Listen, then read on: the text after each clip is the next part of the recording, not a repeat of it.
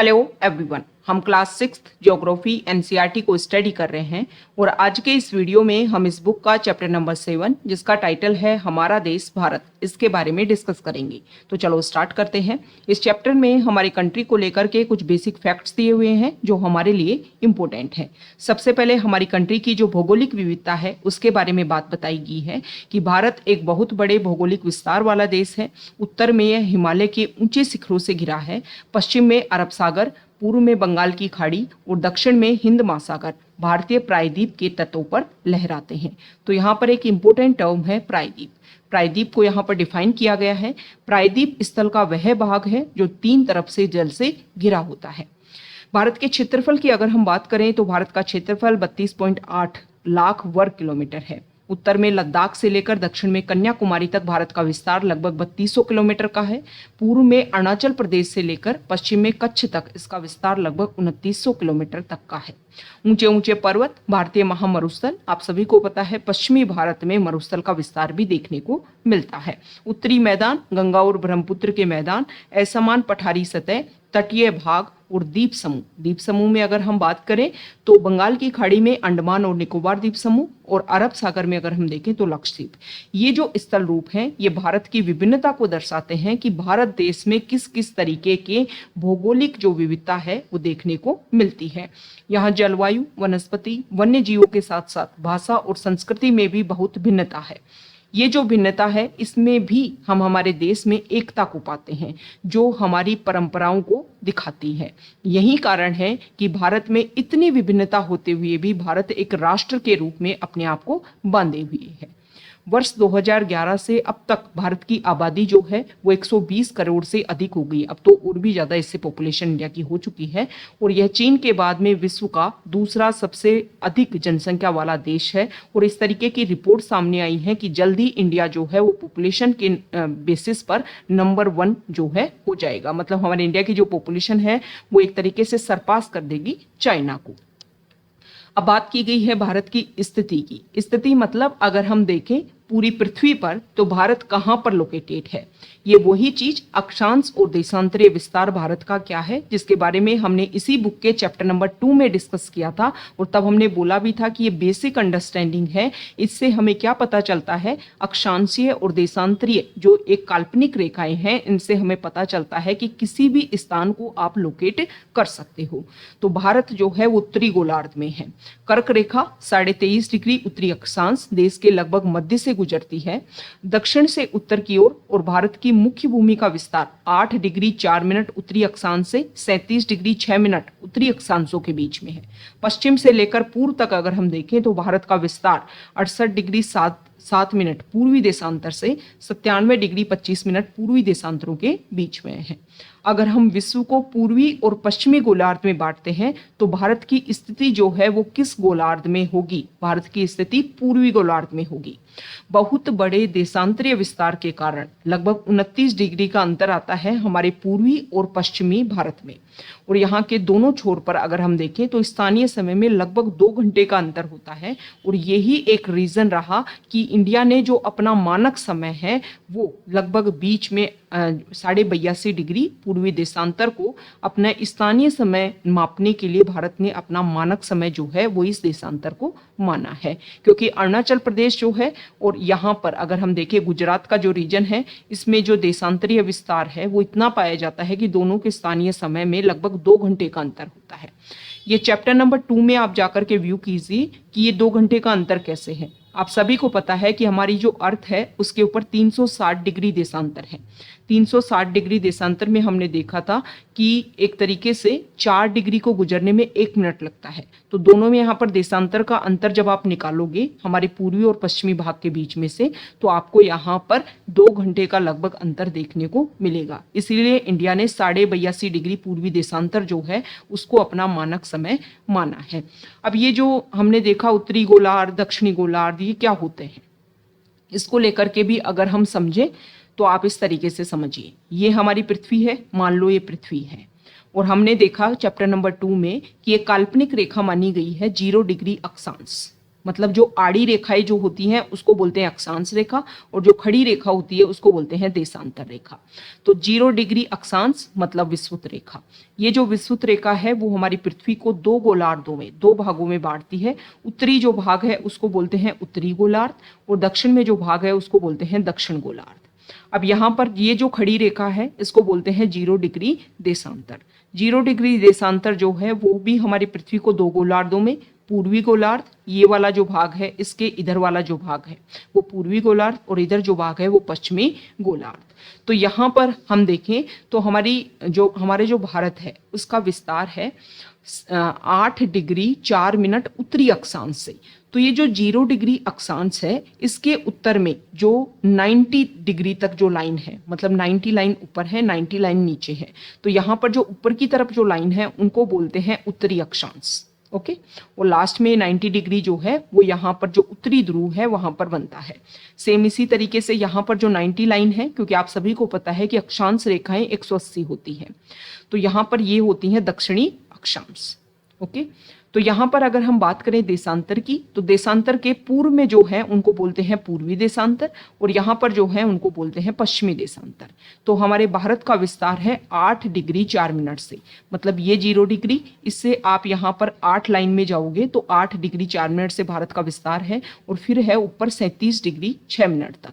और यहाँ पर इंडिया का विस्तार होता है 68 डिग्री पूर्वी देशांतर से, मतलब 0 डिग्री के इस साइड, और फिर यहाँ पर 97 डिग्री 25 मिनट तक। तो इस तरीके से इंडिया की जो स्थिति है उसको आप मैप में लोकेट कर पाओगे अगर आपको अक्षांश और देशांतर का एक बेसिक नॉलेज है। तो ये आपको एक अवेयरनेस आपके क्रिएट की है कि देशांतर और अक्षांश रेखाएं जो हैं वो किस तरीके से हमारे ग्लोब पर लोकेट होती हैं, और किस तरीके से किसी भी स्थान की स्थिति को जानने के लिए हमारे लिए ये इंपॉर्टेंट लाइनें हैं। ओके, अब बात आती है भारत के पड़ोसी देशों की। तो यहाँ पर ये भारत का मैप है, इसको आप व्यू कीजिए, और व्यू करने पर आपको पता लग रहा होगा कि बहुत सारे जो कंट्री हैं वो हमारे साथ में अपनी बॉर्डर शेयर करते हैं। 7 देशों की स्थलीय सीमा हमारी सीमाओं से जुड़ी है। इसमें अगर हम देखें तो यहाँ पर पाकिस्तान, अफगानिस्तान, ये है चाइना, नेपाल, भूटान, ये है म्यांमार, और ये है बांग्लादेश। ओके, यहाँ देखिए ये भारत का जो राजनीतिक मैप है, इसमें कंप्लीटली इंडिया के जो स्टेट हैं, यूटीज हैं, उन सभी को यहाँ पर शो कर रखा है। तो यहाँ पर अगर हम बात करें तो ऐसे कौन से इस देश हैं, इसमें क्वेश्चन पूछा गया है कि जिसकी सीमाएं समुद्र से नहीं जुड़ी हैं।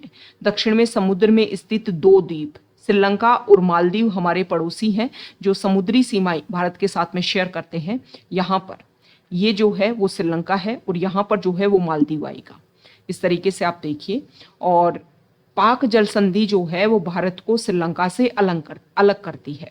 तो लास्ट चैप्टर में चैप्टर नंबर 6 जो है, जिसमें अलग अलग स्थल रूपों के बारे में बताया है, या फिर चैप्टर नंबर 5 में, वहां पर हमने डिस्कस किया है जल संधि और स्थल संधि के बारे में। तो जल संधि क्या होती है? जल संधि एक सकरा जलमार्ग होता है जो 2 बड़े वाटर बॉडीज को आपस में जोड़ता है। तो यहाँ पर ये है पाक जल संधि जो इंडिया को और श्रीलंका जो है उन दोनों को एक दूसरे से सेपरेट करता है। ओके, तो यहाँ पर बताया गया है कि भारत जो है, भारत की राजनीतिक और प्रशासनिक विभाजन की अगर हम बात करें तो भारत एक विशाल देश है। प्रशासनिक क्रियाकलापों के लिए देश को 28 राज्यों और 8 केंद्र शासित प्रदेशों में बांटा गया है। अब ये जो जर्नी है इंडिया की 28 राज्यों की और 8 केंद्र शासित प्रदेशों की, तो प्रेजेंट टाइम में जो जर्नी रही है उसके बारे में हम डिस्कस कर लेते हैं।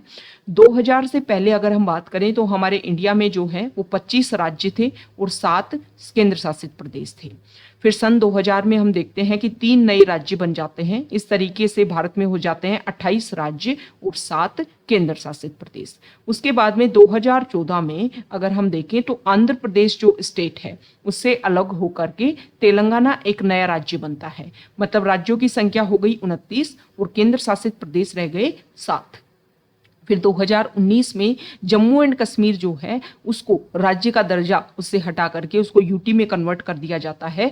मतलब एक राज्य तो कम हो जाएगा, 29 में से एक राज्य कम हो गया, जम्मू एंड कश्मीर को राज्य का जो दर्जा है वो उससे ले लिया गया, तो राज्य कम हो गया, मतलब राज्य हो गए 28, लेकिन केंद्र शासित प्रदेशों की संख्या बढ़ गई 2, तो इस तरीके से केंद्र शासित प्रदेश हो गए 9। लेकिन उसके बाद में क्या होता है कि हमारे यहाँ पर 2 केंद्र शासित प्रदेश हैं, Dadra and Nagar Haveli, Daman and Diu. इन दोनों को आपस में मर्ज करके एक ही केंद्र शासित प्रदेश बना दिया गया और इस तरीके से प्रेजेंट टाइम में हमारे भारत में 28 राज्य हैं और 8 केंद्र शासित प्रदेश हैं। तो ये जर्नी है हमारे इंडिया के राज्यों की और केंद्र शासित प्रदेशों की। नेक्स्ट अगर हम यहाँ पर डिस्कस करें तो यहाँ पर बताया गया है कि दिल्ली भारत की राजधानी है। राज्यों का निर्माण मुख्यतः भाषाओं के आधार पर रहा है, लेकिन ऐसा ही नहीं है कि सिर्फ भाषा के आधार पर ही राज्यों का निर्माण कर दिया गया, और भी बेसिक जो फैक्ट्स हैं उनको ध्यान में रखा गया है। भौतिक विभाजन की अगर हम बात करें तो भारत में पाई जाने वाली भौतिक आकृतियां विभिन्न प्रकार की हैं, जैसे कि पर्वत, पठार, मैदान, तट, द्वीप समूह। उत्तर में बर्फ से ढका हिमालय हमारे भारत के लिए संतरी का काम करता है। संतरी का काम 2 तरीके से अगर हम देखें तो काफ़ी ऊंचा है हिमालय पर्वत, तो एक तरीके से जो भी हमारे उत्तरी भाग में जो भी कंट्री है उनसे भी हमारी सुरक्षा का काम करता है, हमारे देश पर आक्रमण होने से रोकता है। दूसरा अगर हम देखें तो साइबेरिया, रशिया का जो साइबेरिया वाला पार्ट है वहाँ से ठंडी हवाएं आने से भी हमारे भारत में रोकता है, जिससे जो सर्दियों वाला मौसम है उसमें एक तरीके से हमारा जो जलवायु टेम्परेचर जो है उसको मेंटेन रखने की कोशिश करता है। नेक्स्ट अगर हम बात करें तो वर्षा के समय में भी जो वर्षा की जो मानसूनी हवाएं हैं उनको रोक करके हमारे भारत में वर्षा करवाने में भी हेल्प करता है ये हिमालय पर्वत। हिमालय का मतलब होता है हिम प्लस आल्य, बर्फ का घर। हिमालय पर्वत को 3 मुख्य समांतर श्रृंखलाओं में बांटा जाता है। सबसे उत्तर में श्रृंखला जो है उसको वृहत हिमालय बोला जाता है, हिमाद्री बोला जाता है। इसी श्रृंखला में विश्व की सबसे ऊंची चोटी जो है वो इसमें लोकेटेड है। नेक्स्ट है मध्य हिमालय या फिर हिमाचल, इसको हिमाद्री के नाम, ये हिमाद्री के दक्षिण में स्थित है। बहुत से लोकप्रिय पहाड़ी स्थान जो है, मतलब एक तरीके से आप पर्यटक स्थान जो है वो इसी में है। शिवालिक सबसे दक्षिण में, तो यहाँ पर अगर हम भारत के मैप को देखेंगे तो इस तरीके से है। सबसे उत्तर में यहाँ पर है हिमाद्री, फिर है मध्य हिमालय और सबसे यहाँ पर जो नीचे है वो है शिवालिक। नेक्स्ट, हिमाचल के दक्षिण में भारत का उत्तरी मैदान है। ये मैदान जो है वो समतल और सपाट है और ये मैदान सिंधु, गंगा, ब्रह्मपुत्र और इनकी सहायक नदियों के द्वारा लाई गई जलोढ़ निक्षेपों से बने हैं। नदियों के मैदान कृषि के लिए उपजाऊ भूमि प्रदान करते हैं। यही कारण है कि इन मैदानों में जनसंख्या अधिक है। हमने जब एक तरीके से पृथ्वी के अलग अलग स्थल रूपों में लास्ट चैप्टर में स्थल रूपों के बारे में डिस्कस किया था, तब भी हमने देखा था कि मैदानी भाग जो हैं वो बहुत ज़्यादा इंपॉर्टेंट होते हैं, इसीलिए लोग वहाँ पर बसते हैं, क्योंकि वहाँ पर परिवहन जो है वो एक ईजिली हो पाता है, लोग अपना घर ईजिली बना पाते हैं। उपजाऊ मिट्टी होती है तो कृषि के लिए भी काफ़ी उपयुक्त होता है। यहाँ पर एक इम्पोर्टेंट टर्म है जलोढ़। तो जलोढ़ क्या होती है? जलोढ़ निक्षेप, ये नदियों के द्वारा लाई गई बहुत महीन मिट्टी होती है और नदी बेसिन में इसको निक्षेपित कर दिया जाता है। सहायक नदी क्या होती है? अभी हमने देखा गंगा, ब्रह्मपुत्र, इनकी सहायक नदियों के द्वारा मिलकर के बनाया गया है जो हमारा मैदानी भाग है। तो एक नदी या सरिता जो कि मुख्य नदी में किसी भी तरफ से आकर के अपना जल डालती है, अपने जल को मुख्य नदी में विसर्जित कर जाती है, तो उस नदी को, उस मुख्य नदी की सहायक नदी बोला जाता है। यहाँ पर बता रखा है कि गंगा और ब्रह्मपुत्र नदियाँ जो हैं वो विश्व के सबसे बड़े डेल्टा का निर्माण करती हैं, जिसे सुंदरवन डेल्टा भी कहा जाता है। इस डेल्टा की आकृति त्रिभुजाकार है। त्रिभुजाकार मतलब इस तरीके की आकृति है। इस डेल्टा की आकृति त्रिभुजाकार है। डेल्टा स्थल का वह भाग है जो नदी के मुहाने पर बनता है। जहाँ पर नदियाँ जो हैं वो समुद्र में प्रवेश करती हैं, उसको नदी का मुहाना बोला जाता है। तो ये जो सुंदरवन डेल्टा है, इसको अगर हम बात करें तो ये एक तरीके से रामसर जो साइट है उसके रूप में भी इसको प्रिजर्वेंस या प्रोटेक्शन दिया हुआ है। अब भारत के पश्चिमी भाग की बात की गई है कि भारत के पश्चिमी भाग में जो है वो भारतीय महामरुस्थल स्थित है। यह शुष्क, गर्म और रेतीला मरुस्थल है। यहाँ वनस्पति की मात्रा बहुत कम है। उत्तरी मैदानों के दक्षिण में प्रायद्वीपीय पठार स्थित है और इसकी आकृति भी त्रिभुजाकार है। मतलब हमारे जो दक्षिण भाग है वहां पर इस तरीके की आकृति में जो है वो पठारी भाग स्थित है। जो पठारी भाग है इसका धरातल काफी ऊंचा नीचा है। इस क्षेत्र में बहुत सारी पहाड़ी श्रृंखलाएं, घाटियां स्थित है। इसके उत्तर पश्चिम में अरावली श्रृंखला, विश्व की सबसे पुरानी श्रृंखला है अरावली, और ये वलित पर्वतमाला है, प्राचीन वलित पर्वतमाला। हिमालय जो है वो नवीन वलित पर्वतमाला है। विंध्य और सतपुड़ा ये भी यहाँ पर महत्वपूर्ण श्रृंखलाएं हैं। इन श्रृंखलाओं से होकर के नर्मदा और तापी नदियां बहती हैं। ये पश्चिम की ओर बहने वाली नदियां हैं जो अरब सागर में अपने जल को डालती हैं। इस पठार के पश्चिम में पश्चिमी घाट, सह्याद्री तथा पूर्व में पूर्वी घाट है। पश्चिमी घाट का जो विस्तार है वो एक समान रूपे है, मतलब बीच में जो है वो कटाफटा नहीं है। अगर ये भारत का अगर हम देखें तो इस तरीके से पेनिनसुलर इंडिया, तो यहाँ पर है पश्चिमी घाट और ये है पूर्वी घाट, यहाँ पर मर्ज होते हैं नीलगिरी हिल्स पे। तो ये जो पूर्वी घाट है ये तो कटाफटा है, क्योंकि यहाँ पर हम देखते हैं कि बहुत सारी जो नदियां हैं उनका ओरिजिन पश्चिमी घाट से होता है और वो यहाँ पर इस तरीके से फ्लो करती हुई, तो नदियों के प्रवाह के कारण भी जो पूर्वी घाट है वो काफी ज्यादा बीच में टूटा हुआ है और असमान है। ये जो पठार है यहाँ पर बहुत सारे खनिज जैसे कि कोयला, लोहा, अयस्क की प्रचुरता है। पश्चिमी घाट के पश्चिम में, मतलब ये पश्चिमी घाट हो गया, इसके पश्चिम में और पूर्वी घाट के पूर्व में यहाँ पर तटीय मैदान है। ये आप सभी को पता है ना, यहाँ पर बंगाल की खाड़ी, यहाँ पर अरब सागर है, तो यहाँ पर इन पहाड़ों के बीच में और यहाँ पर जो है वो तटीय मैदान है। पश्चिमी तटीय मैदान जो है वो काफी संकरा है। पूर्वी तटीय मैदान की अगर हम बात करें तो ये अपेक्षाकृत चौड़े हैं। यहाँ पूर्व की ओर बहने वाली कई नदियां हैं जैसे कि महानदी, गोदावरी, कृष्णा और कावेरी, ये बंगाल की खाड़ी में गिरती हैं। ये नदियां अपने मुहाने पर उपजाऊ डेल्टा का निर्माण करती हैं। बंगाल की खाड़ी में गंगा और ब्रह्मपुत्र नदियों के मुहाने पर सुंदरबन डेल्टा स्थित है। यहाँ पर बताया गया है प्रवाल। प्रवाल छोटे समुद्री जंतुओं के कंकाल हैं। छोटे समुद्री जो जीव होते हैं उनके जो कंकाल हैं उनको प्रवाल बोलते हैं, जिसे पोलिप कहा जाता है। जब जीवित पोलिप मरते हैं तो उनका कंकाल बच जाता है। अन्य पोलिप की वृद्धि इस ठोस कंकालों के ऊपर होती है जो बढ़ते बढ़ते काफी ऊंचे होते जाते हैं। मतलब आप इस तरीके से समझिए कि समुद्री जीव है, उसकी डेथ हो गई तो उसका कंकाल यहाँ पर रह गया। नेक्स्ट जो पोलिप है वो उसी कंकाल पर डेवलप होगा, जब उसकी डेथ हो जाएगी तो उसका कंकाल रह जाएगा। फिर यहाँ पर नया जो जीव है समुद्री जीव वो पनपा, उसकी डेथ हो गई तो उसका कंकाल। तो इस तरीके से बहुत बड़ी बड़ी संरचना जो है वो देखने को मिलती है। और अगर हम देखें तो ऑस्ट्रेलिया का जो आपको ऑस्ट्रेलिया जो कॉन्टिनेंट है उसका यहाँ पर पूर्वी भाग है, यहाँ पर ग्रेट बैरियर रीफ है और ये जो ग्रेट बैरियर रीफ है ना वो इसी तरीके की प्रवाल भित्ति है जो टूरिज्म के लिए काफी इंपॉर्टेंट है। ओके, अभी प्रेजेंट टाइम में जैसे जैसे टेम्परेचर बढ़ रहा है और सी का टेम्परेचर भी, वाटर का टेम्परेचर जिस तरीके से बढ़ रहा है, तो यहाँ पर जो इशू है वो देखने को मिल रहे हैं, जिसकी वजह से ग्रेट बैरियर रीफ जो है वो न्यूज में बना रहता है। तो यहाँ पर बताया गया है प्रवाल के बारे में बता दिया गया, जो नदियां हैं उनके बारे में बताया दिया गया। नेक्स्ट अगर हम देखें तो हमारे जो द्वीप समूह हैं उनके बारे में हम कुछ बेसिक फैक्ट्स देख लेते हैं कि हमारे इंडिया में द्वीप समूह पाए जाते हैं बंगाल की खाड़ी में अंडमान और निकोबार और अरब सागर में लक्षद्वीप। तो भारत में 2 द्वीप समूह भी हैं। लक्षद्वीप द्वीप समूह अरब सागर में है। केरल के तट से कुछ दूर स्थित प्रवाल द्वीप है जिसके बारे में अभी हमने डिस्कस किया। अंडमान और निकोबार द्वीप समूह भारत से दक्षिण पूर्व दिशा में बंगाल की खाड़ी में स्थित है। तो 2004 में जब सुनामी आई थी तो यहाँ पर अंडमान और निकोबार जो है वो काफी ज्यादा इसकी वजह से इफेक्ट हुआ था। तो यहाँ पर बताया गया है, क्वेश्चन पूछा गया है कि सुनामी की वजह से कौन सा द्वीप समूह जो है इफेक्ट हुआ था। सुनामी क्या होती है? सुनामी एक विशाल सागरीय तरंग है जो समुद्र तल पर भूकंप के कारण उत्पत्त होती है। मतलब समुद्र में अगर भूकंप आए तो उसकी वजह से बड़ी बड़ी लहरें जो हैं वो आती हैं और इसकी वजह से जो भी तटीय क्षेत्रों में जो भी इंफ्रास्ट्रक्चर होता है उन सभी को इसका नुकसान पहुंचता है। तो ये हमने इस बुक का चैप्टर नंबर 7 कंप्लीट किया है। अगर आप यहाँ तक आए हो, वीडियो आपको अच्छा लगा है तो प्लीज वीडियो को लाइक कीजिए, शेयर कीजिए और चैनल को सब्सक्राइब कीजिए। Okay, thank you.